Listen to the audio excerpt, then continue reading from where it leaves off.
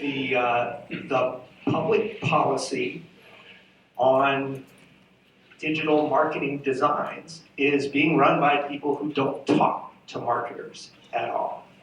And that's kind of the starting point for this and why I see it as a substantial risk.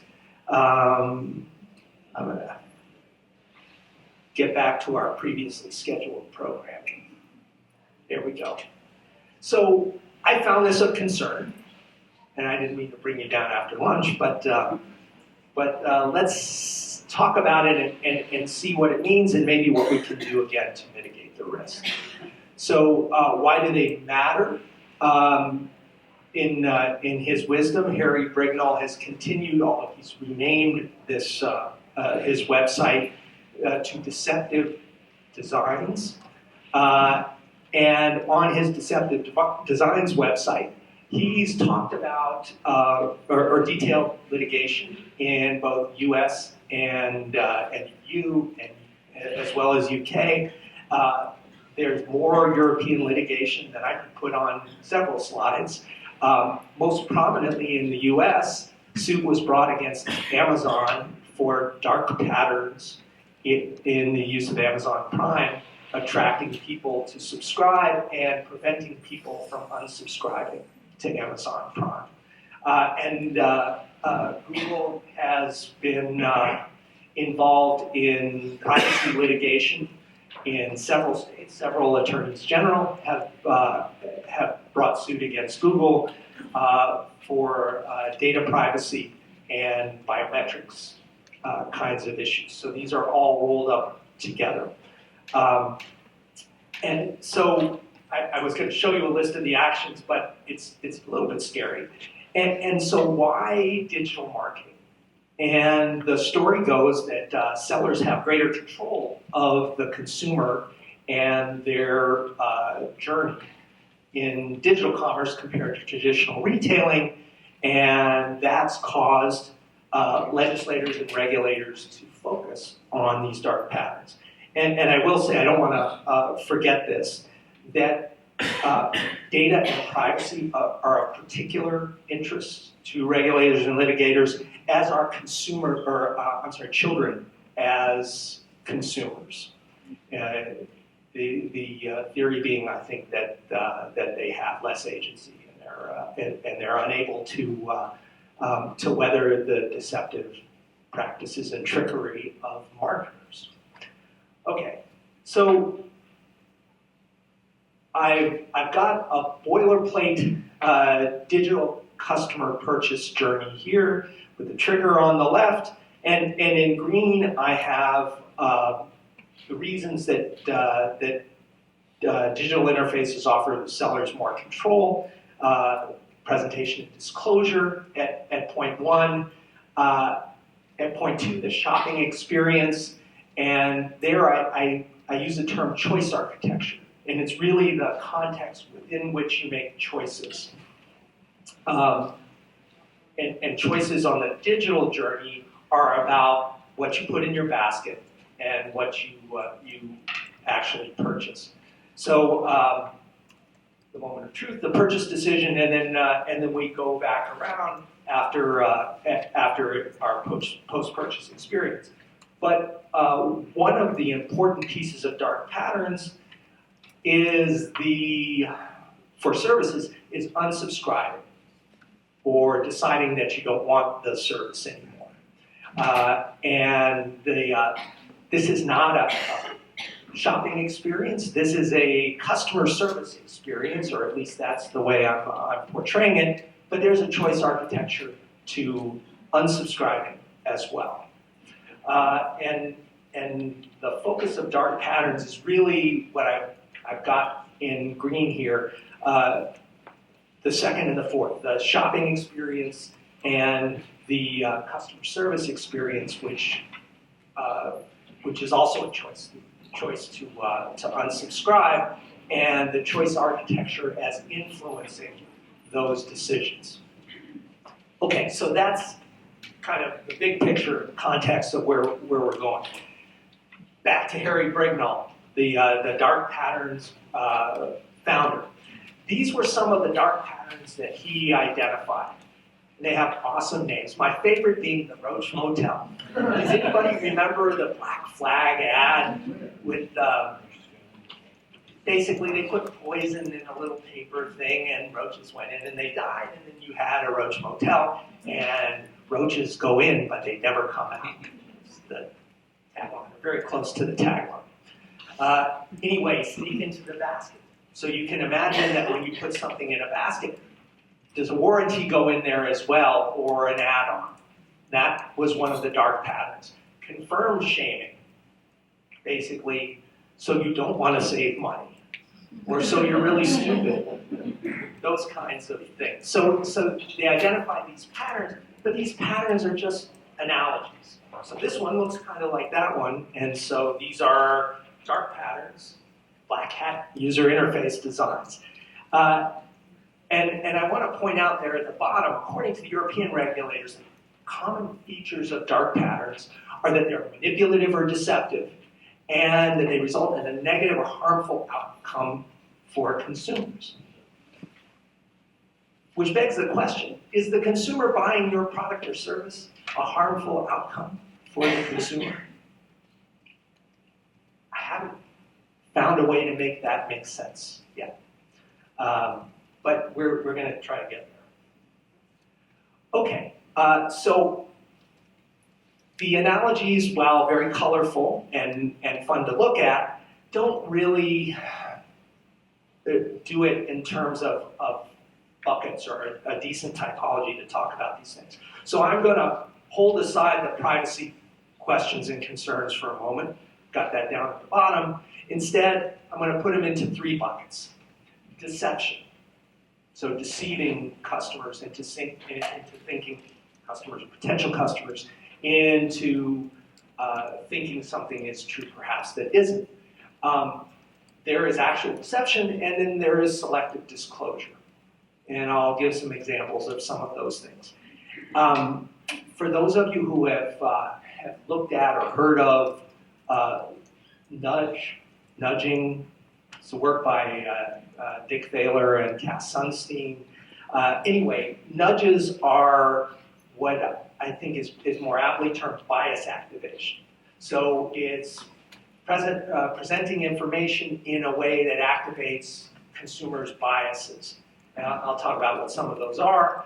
And then the third, which is in the middle, is coercion. It's sludge. It's making it really hard to make or to choose one alternative. So you're going to take the other one anyway.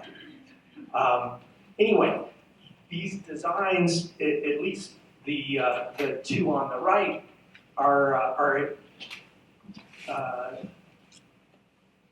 basically drawing on principles from psychology and behavioral economics, but also marketing. And I'll draw some marketing analogies as I go through these. So start with deception. And I went to, I looked for a Hilton Anatole room. Hilton Anatole is a local hotel, and there are a lot of different sellers for a room at the Hilton Anatole. According to the official site, because it has a blue check and you know it's the official site, it costs $269. But when you follow that path and go to book, here are your booking options. And they are from $296 to $314. That's not true. I offered you a price, and the price, or I represented that I'd sell it for a price, and then there's another price. By the way, it doesn't take long to find these things. So that's an example of what I would call actual deception. Now, it's not necessarily intentional deception, because it could be an algorithm that cause that to happen, or a programming error, or any number of things that cause that to happen. Okay, this is same Hilton Anatole room, but we went to a very reputable site called GoSplitty. But they're Google approved, and if you look down at the bottom, you can book that for $243 a night. It's less expensive than through the corporate site. And the total price is $728 for that room for 3 nights. because you want to stay for 3 nights at the Anatole.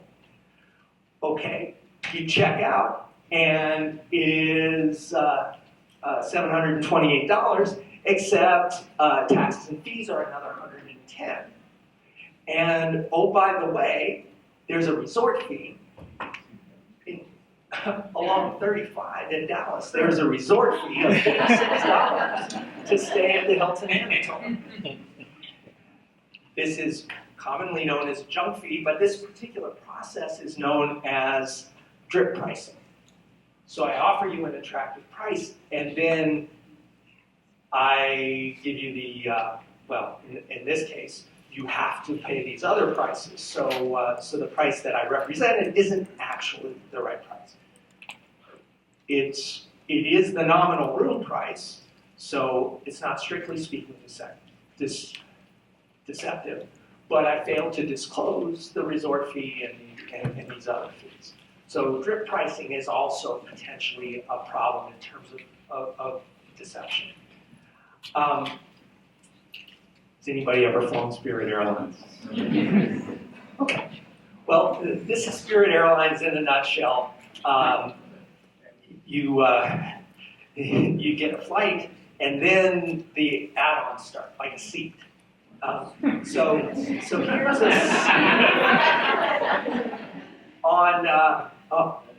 on Spirit Airlines, and I apologize.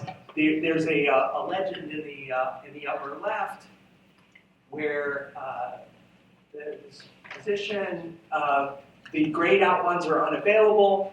We have standard seats in white and bundles and so forth.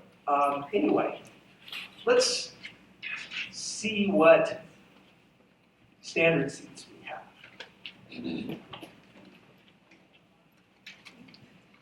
They're not. So if you want to book a seat, you have to pay extra. Now, they'll give you a seat later on, apparently, but in order to book a seat on Spirit Airlines, this is, well, this is akin to drip pricing as well. This is partition pricing. But anyway, it's all the same kind of thing. I represent an attractive price to get you invested in taking that option, and then we add on features, or I get you to pay more money, and your total price, your all-in price, ends up perhaps not being lower than competing. Okay, so these are examples of deception and some of the nuance that goes with that. I wanted to draw particular attention to selective disclosure. So if on the Hilton Anatole site, I say, here are these prices, and here are the characteristics of the room, I only have as much space as there is on that web page. And if it's on the mobile web or on an app, I have less space anyway. So my bullet at the bottom, all disclosure is selective. There's not enough space for consumer time and effort to process all the information that might be relevant to a consumer. So every time I put information or present information for a product or service, it is necessarily selective. Okay. Consumers expect sellers aren't going to say negative things about their products or service, and that the information that they disclose will be regarding the benefits of those products or services. And if they want to be better informed, consumers can get information from competing sellers. Okay, I read a paper by a Nobel Prize-winning economist who said, yeah, if you want more information, you can go find the best deal or the best match. If you don't want to spend as much time, well, then the information that's presented, so long as it's not dispositively deceiving you, well, that's the information that you have to make the choice. So it's not entirely clear that selective disclosure is a problem, but if you're presenting information that's literally not true, and you're not exercising reasonable care to prevent that from happening via algorithm or other programming, well, then that's potentially a concern. Okay, sludge. The imposition of costs or friction to make it harder to make a choice. And there are a lot of examples, but it would have taken me a lot of time to try to, an effort to go through these examples because they take a lot of time and effort. Anyway, I went back to Amazon, who is currently in litigation with the Federal Trade Commission, and this is a sequence of pages in the app that I went through to try to unsubscribe from Amazon Prime. So first, there's a button. By the way, I had to go into the three lines here and find my way into customer service. But this is the End Your Prime membership. So I click on End Your Prime membership, and it ends my Prime membership. No, it doesn't. Then it tells me, well, I can't really end it until what you paid for is completed. So do you want to end in March of 2025? So I would have to click through there. And then I go to a new page, which tells me all the benefits that I'm getting from Amazon Prime. And I have to click another time to continue to cancel. And then I actually haven't gone past there, but the chance to end that membership. So keep in mind that this is after Amazon extensively changed their process to comply with the Federal Trade Commission's guidelines. So you can imagine what it's like, and I suspect that some of you don't have to imagine. You have stories of difficulty in exiting a commercial relationship and unsubscribing. Okay. So, but this is an example of sludge, making it hard to do something I don't want you to do. So with that, it's friction that makes an alternative, the alternative that the seller doesn't want, costly to you. You see it in subscription services, and unsubscribing. It's fundamentally, I think it's pretty problematic in the sense that it changes consumers' evaluation of alternatives. It changes your choice because it's more costly to make a choice than it would have been otherwise. The silver lining is that it prevents consumers from making snap decisions. If I say, wait, think for a minute, I'm going to tell you the benefits again, and try to re-persuade you, well, then you're going to take a minute, and hopefully you'll make a more reasoned and deliberative choice. So that's kind of the silver lining, and I'm not saying that it makes it reasonable, but it has been proposed as a benefit of imposing this cost. The last one is bias activation. How am I doing on time? Okay, getting close. Bias activation is a collection of things. I'm going to focus on what's known as defaults. What the default that's offered to you, you can think of it as opt-in versus opt-out. If I check opt-in for you, then that becomes a default.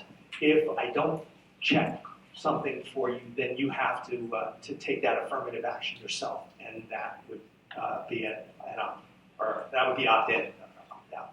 Anyway, so I have an example here of the buy box at Amazon. Anybody familiar with the buy box? Okay, here it is. This is, by the way, for a new MacBook Air. I know some of you have MacBook Airs, and let me go ahead and play what you get. You'll note on the right-hand side that it will come up. Okay, So we go to the right, and it says, oh, here are these other sellers of MacBook Airs, and here are the prices they offer. So I can add that to my cart if I go in the drop-down menu on the right. But the default is to add it from the buy box. So when I come to the site, if I click Add to the Cart, it comes from a single seller. The other sellers, I have to go find them. Okay? So the default is the seller in the buy box. How do you get the buy box? Nobody knows. It's an Amazon algorithm that is proprietary, and they don't disclose it, although there are a lot of people who try to reverse engineer the requirements of the buy box. Price plays a role, ratings play a role, volume plays a role, as does Amazon Fulfillment. So there are a variety of these things, some of them beneficial to the consumer, some of them not so much. Okay, moving on. And this is another Amazon example. By the way, I'm back to the mobile app where I have less screen real estate. And I'm a drinker of teas. This is Swoon tea. It's very good, by the way. And I go on that site, and if you look at the bottom left, it shows my price. It's $25.47. And then when you click through, you go to the right. I actually have two choices. The subscribe and save price is the one that was offered. By the way, if I subscribe and save, I am now subscribed, and I am committed to purchase going forward, whereas the one-time purchase is higher, and that's not checked. Okay? So a couple of things working here. The default is to enter a subscription relationship, and that in fact wasn't disclosed as a subscription relationship when I first made that choice. Okay. So this is I have one more. Yeah. This is Express again on the mobile app. And you can see we have a couple of blouses my daughter was shopping. But it did point out, if you look at the bottom, the largest font and the font in the red font is hurry, going fast. So on that mobile webpage, that's the one that is most likely to draw your attention. And it tells you 124 people have added the item to their bag that day to invoke call to action. Okay? Is that true? I hope it's true. But it's intentionally there to cause you to act and make the purchase. Is it in the consumer's interest to purchase? Well, I don't think it changes the decision for you, but it motivates you to make the decision at that point in time. Oh, by the way, I have manipulated your attention throughout with my red O's. So I manipulated you into looking at what I wanted you to look at, which is one of the things that marketers do. Okay, when it comes to bias activation, nudges are supposed to be in consumers' interest if that interest is determined by the choice designer or the broader societal interest. Some have called these dark nudges, which are basically to do what's in the seller's interest. And some of the biases, anchoring bias, status quo bias, sunk cost biases, some of you will recognize these, but they're manifold. There are a bunch of them. And they also involve the manipulation of attention, which I think is something that marketers do. Anyway, all choice designs activate biases intentionally or unintentionally. Something goes on the top of that mobile web page. You're more likely to look there. In the same way you're likely to look at eye level in a store. Something's got to go there. And so there is no neutral design. When you design a web page or when you design a store shelf, you are manipulating, intentionally or unintentionally, the attention of consumers. And the point of them being dark is that They're there because they benefit the seller rather than the consumer necessarily. But it doesn't mean that's to the consumer's detriment. Okay, I wanted to show you the field here. As marketers, we build awareness, we attract attention to our products or services, we inform and persuade consumers. I'm a teacher, this is the kind of stuff I teach. And ideally, we match products or services to consumers who value the benefits that they provide. Okay, so I think in many cases we're doing our job. The question is, when does marketing go too far? And I in my not so infinite wisdom, I've decided that this is unconscionable marketing. It's literally when marketing goes too far. And we use the manipulative techniques and do it in a way that's unreasonable and can in fact be demonstrated to harm consumers. Does anybody get the quote there at the bottom? Yes. Uncle Ben? Okay. So there are some Spider-Man fans. All right. So I'm going to go ahead and try to wrap it up here. I'm going to propose that we don't have criteria to identify dark patterns in any sort of bright line way from marketing practices. And I propose that at least the following things be considered. One, do consumers have autonomy to make their choices?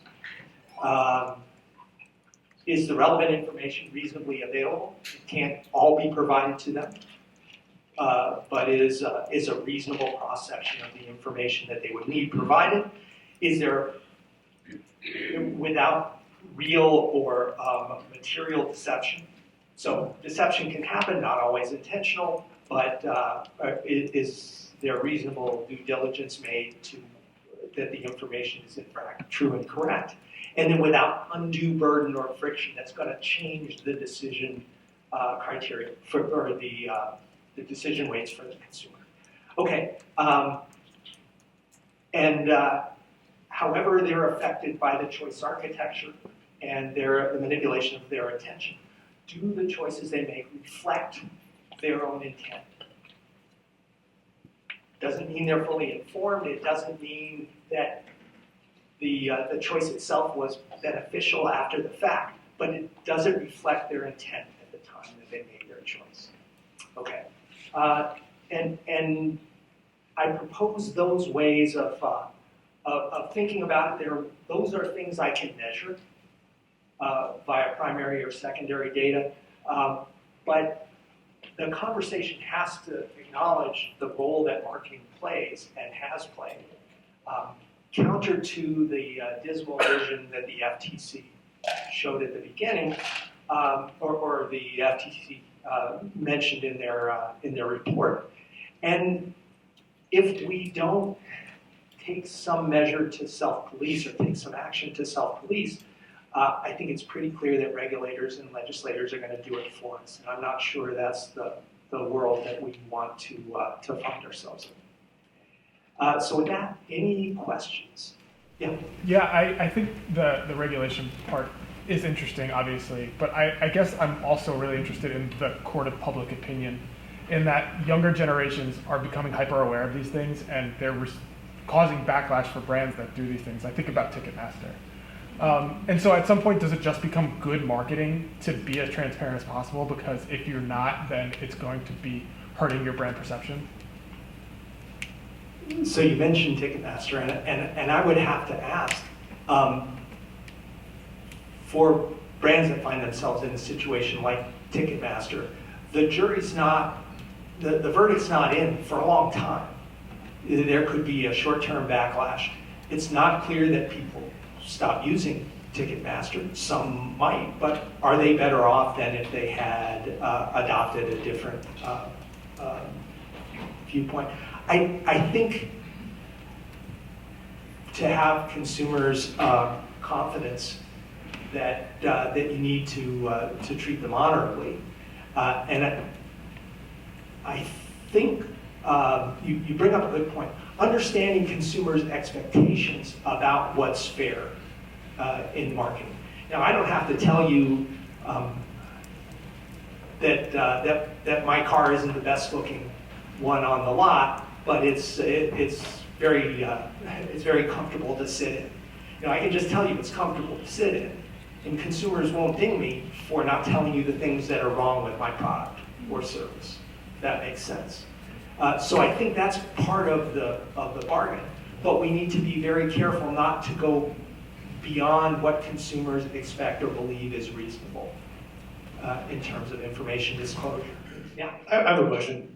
Do you think there's anything inherently nefarious about digital media versus offline media, in the sense of a lot of our economy has some of these patterns in the offline world? So, for instance, supermarkets are designed to where the highest products everyone wants to go for, like milk and meat and vegetables, are intentionally at the back, designed at the back of the supermarket. So you have to walk all the way through the CPGs, no offense to CPGs, that have higher margin products. And there's like, movie popcorn is extra salty, so you buy more. There's a lot of those patterns in the traditional world. Yes. Do you see? But it seems like there's an amplification. Like, do you see, is digital media inherently more nefarious, or is it more like why?